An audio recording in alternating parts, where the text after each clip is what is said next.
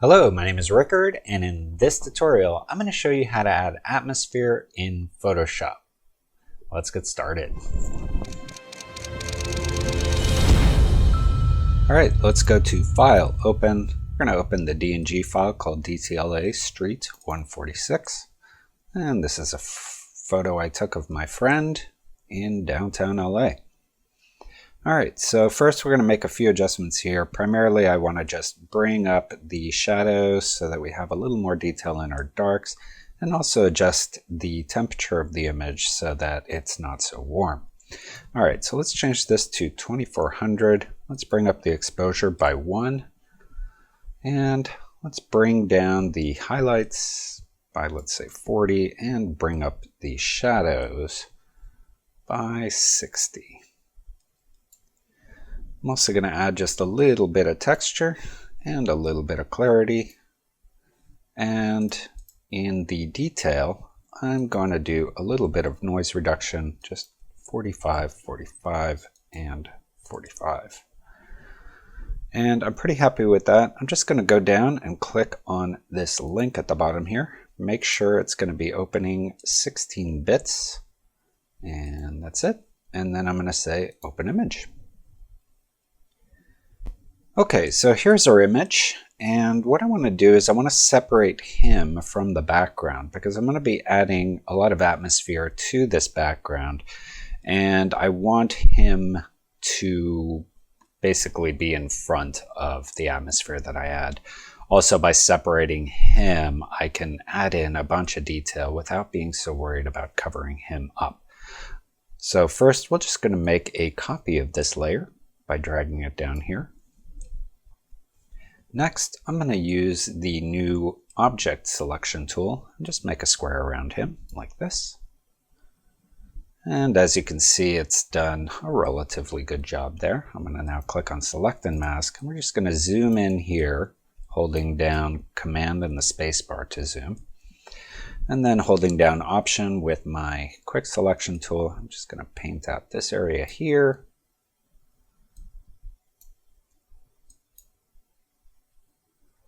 And with my refine edge, paint out that area there.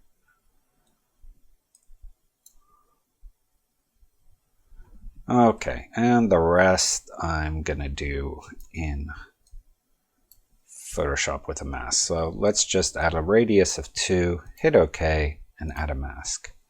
Alright, now if I turn off this layer, you can see my mask. Definitely needs a little bit of work. And we're just going to do that by painting on the mask with our brush tool using black and white. Alright, so let's go on our brush. I'm going to select the soft round. Really, it doesn't matter which of these you select, but select a soft brush. And then the other thing I want to do is I want to put a background in place here so that I can see what my mask is doing. So I'm just going to create a blank layer here, and I'm going to fill that with a color that's not really in this image. So let's pick like a bright green, and then we'll just fill with our foreground color. The shortcut for that is Option Delete. Alright, so now I can take the opacity of this down to 50. And now select this mask and just start painting.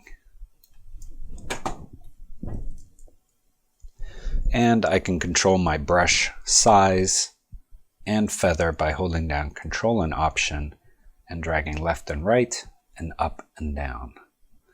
And I'm going to increase the opacity to 100 and then just start painting away, and we'll kind of fast forward through this. And just by hitting X, I can switch between black and white. So when you're painting on masks, just have black and white, and then you can hit X on your keyboard to either add to the mask or subtract from the mask.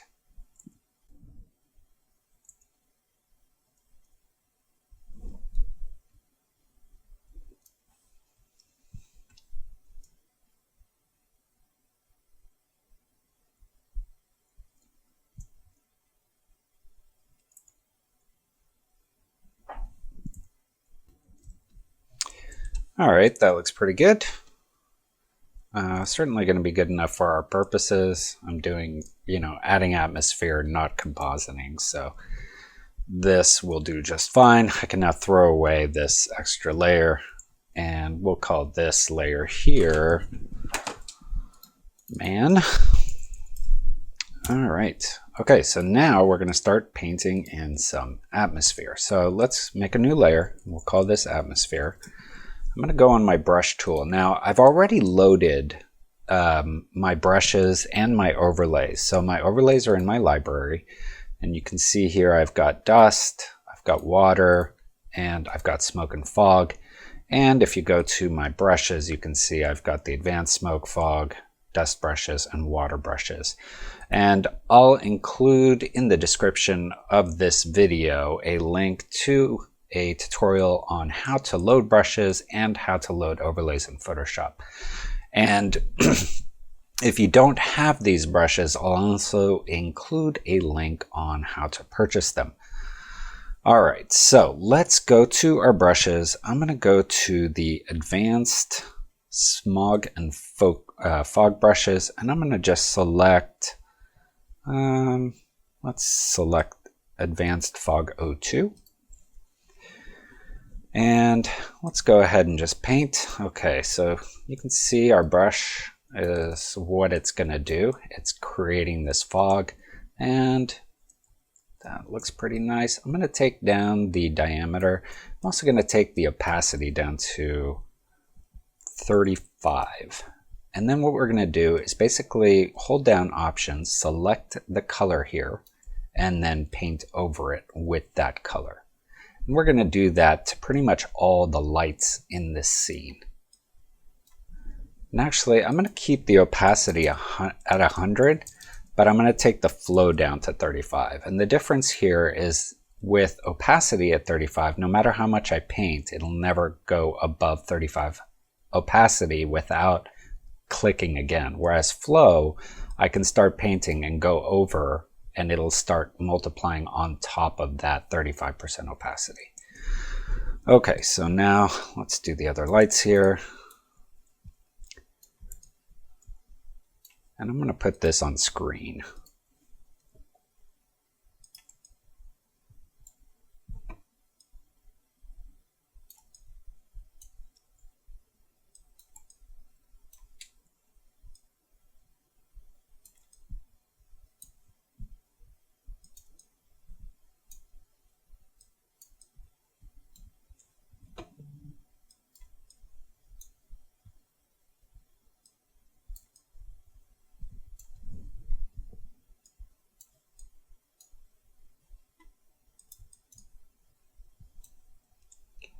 And I want a lot of colors in my fog.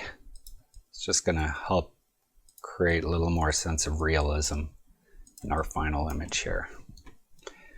And when, during a foggy day, you're going to see most of the fog around lights, which is why I'm kind of focusing in on the lighter areas here.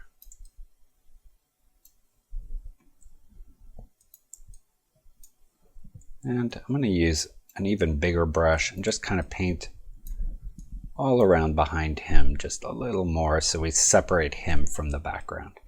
And I'm pretty happy with that. Maybe just a little more over here, just a little up into that corner.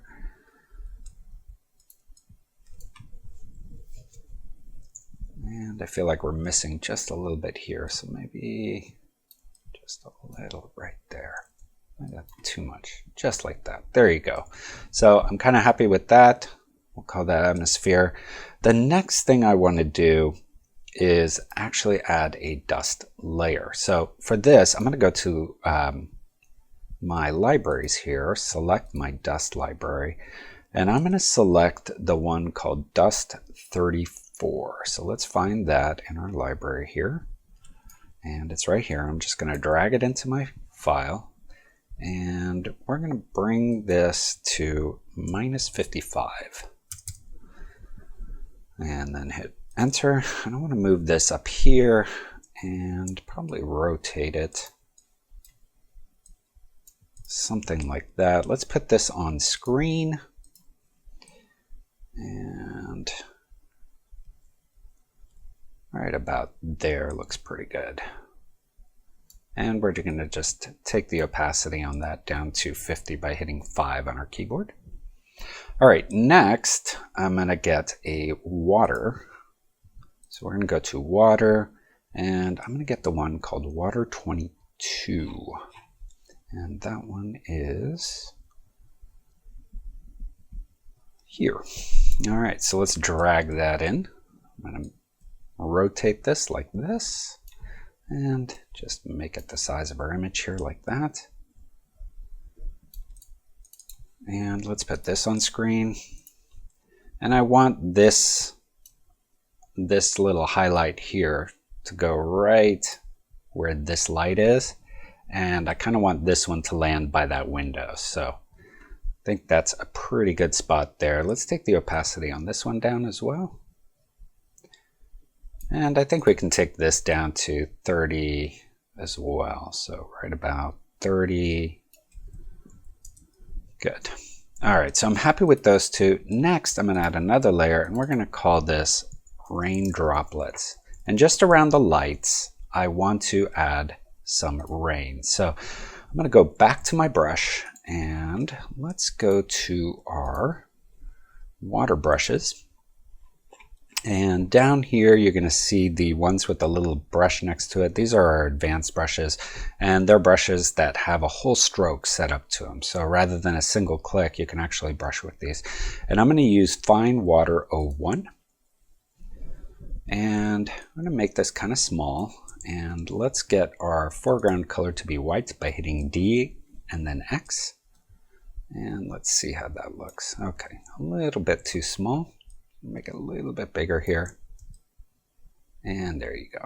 All right, so now I'm just going to paint around so I have some water droplets across my scene, primarily up in the sky here. Just like that. That looks good. I'm going to go to Filter, Blur, Motion Blur. And I want these, so not quite 90, 87 degrees. And I want to make these, let's say 40, and we're going to hit OK. And then we're just going to go here and we're going to make it do that same motion blur again. So if you go up to filter, the first thing on your menu item here just repeats the same filter again. So as you can see, that's just stretching those out. I'm going to do that one more time. So there you go. I now have some rain falling. I'm going to take the opacity down on this to about 70. I don't want it to be full. I just want hints of it there. So pretty happy with that. All right, next we're going to make water drops. And let's go back to our brush. And I'm going to go actually to our dust brushes for this. And down to our advanced brushes. And here what I want to use is this, let's see here, probably medium dust 2. I think it's going to work quite well. Yeah, that's going to work well. Let's bring our opacity to 100, and that's getting the effect that I want, but I want it smaller. So let's take that down. You can see here what the size of my brush is as I adjust it in case that little preview up there is too fast, but around 580 pixels.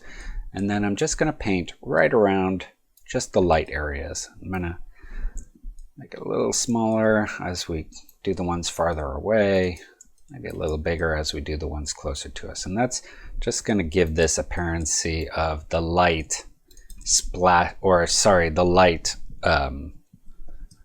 lighting up the raindrops that are closest to these lights. So just like that. And we can take the opacity on that down to about 80, just so that it's not full. And when you're building up atmosphere, you don't really want anything at 100%. You kind of want to take your opacity down on everything as you're working, just to get that, because you always want to see your background through everything, to give the impression that this isn't just painted or composited, but this is atmosphere that actually existed in the image. All right. Next, I'm going to create my final rain layer. And to do that, I'm going to make a new layer. We're going to call this rain. Do a little trick here. I'm going to go here in my color. I'm going to change this to 50, and that's going to give me a 50% gray. I'm going to go and fill, and then I'm going to go to filter, noise, add noise, and 40 is fine. And if we zoom in here, you can see what it's done. It's created noise that basically goes from black and then various levels of gray to white. The problem is every pixel here, basically the noise is at a pixel level, and I actually don't want it quite that deep. So what I'm going to do is I'm going to blur it, and we'll blur it twice. And as you can see, as I'm blurring it, look at my histogram. You can see that it's starting, we're getting rid of more and more of the black and whites and kind of just leaving everything in the middle there. So kind of happy with that. Now what I'm going to do is go Command M or image, adjustments, curves, and just bring this curve all the way to the right until I'm just getting dots. Now if we zoom in here, you can see I have far too many dots. This is going to be rain, so I don't want that many.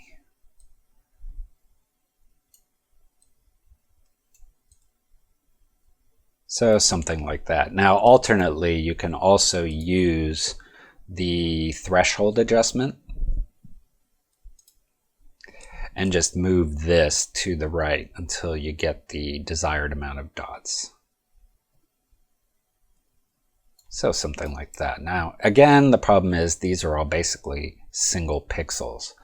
So what do we do? Well, the thing we're going to do is we're going to actually just cut off about a quarter of it, do Command J to make that its own layer, and then we'll just expand that. So now these dots are bigger, as you can see there. Now I want to make them even bigger. So how do we do that? Well, we can kind of trick the computer by turning some of the pixels around it gray by just blurring. So as you can see, it's turning the pixels around in gray, and then what we'll do is we'll curve those back to white. So there you go, I've added some blur, and then we're just going to curve those back to white, and that's going to make all those dots bigger. All right, so we have a good base for our rain here. Let's put this on screen.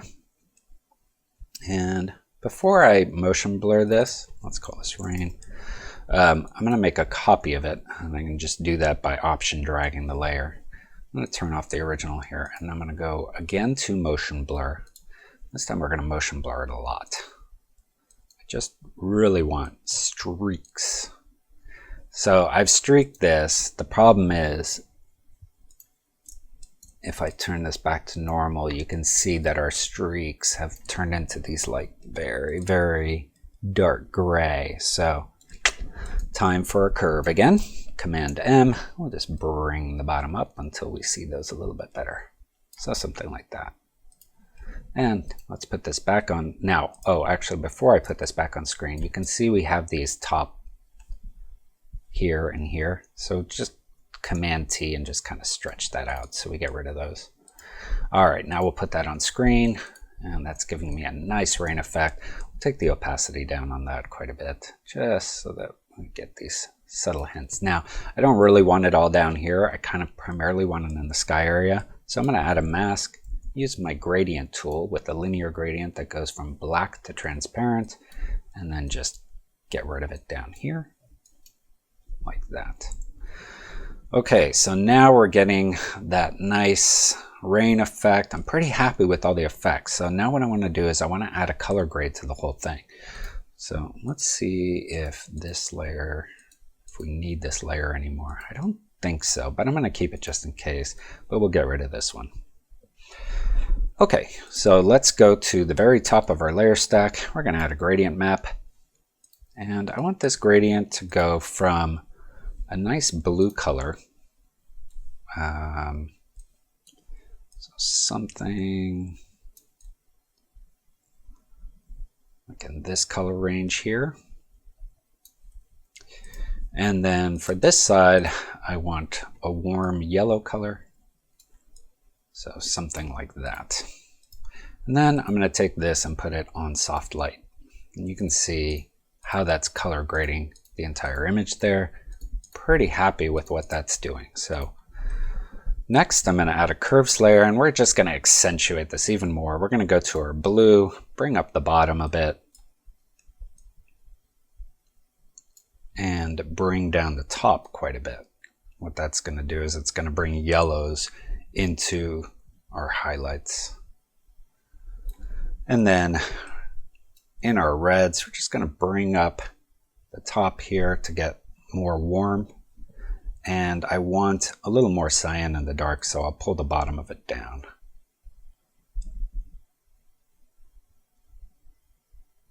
So something like that. And then in our RGB curve, I'm just going to bring up the middle a bit, but keep the bottom kind of where it is. So kind of like that. If you want to look at this curve, you can just kind of copy it. All right, next, because we did this curve, we've gotten rid of all of our whites. So if we zoom in close here, you can see that that white has turned into a yellow. And that looks good color-wise, but the problem is I do want those whites to be white. So to fix that, I'm going to take this background, make a copy of it, bring it all the way to the very top, and use another curve layer, Command M, and just, you see this in the histogram, you see all these darks here. I don't want any of them. So I'm just going to bring this to right there. So I just have the highlight half of this image. I'm going to hit OK. I'm going to put this on screen. And there you can see that's basically what that layer is doing, is it's restoring our whites. So if I turn that on and off, you can see what it's doing to our whites in that image. So pretty happy with all that. The one last final thing I might just do is add a sharpness layer on the top before I post this on social media. To do that, I'm going to make a new layer at the top. We'll call this Sharpness. And I'm going to do Shift Option Command E to copy everything into that one layer. As you can see, I now have a layer with our flattened image. I'm going to go to Filter, Other, High Pass. And let's change this down to 3 pixels. And we're going to put this on pin light or linear light. And as you can see, that's just adding a nice little sharpness to our image there. And one other thing I might want to do here is on my man layer, I want some of the highlight to be encroaching on him, you know, especially that little light there and so forth. But I don't want to change this mask. So to kind of create a double mask, what I'm going to do is I'm going to put just this layer in a group like that with Command G, and then add a mask to the group. So now I have 2 masks both affecting this layer. And I'm just going to zoom in here, and with a soft brush and using black, I'm just going to paint in where I want this light to be encroaching on him a little bit.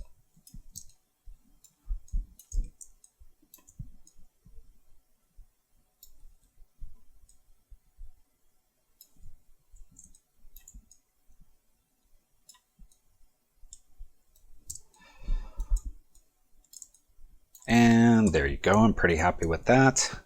And there you can see before and after. So there you have it. That's how you add atmosphere in Photoshop. Obviously in this tutorial, I've used my Photoshop atmosphere brushes and overlays, which I've included a link to in the description of this video if you want to purchase it. Otherwise, I'm sure you can find similar brushes on the net that you can use. If you like this video, please leave a like, leave a comment, share it, and subscribe to my channel. And here's some other videos that you can check out in the meantime.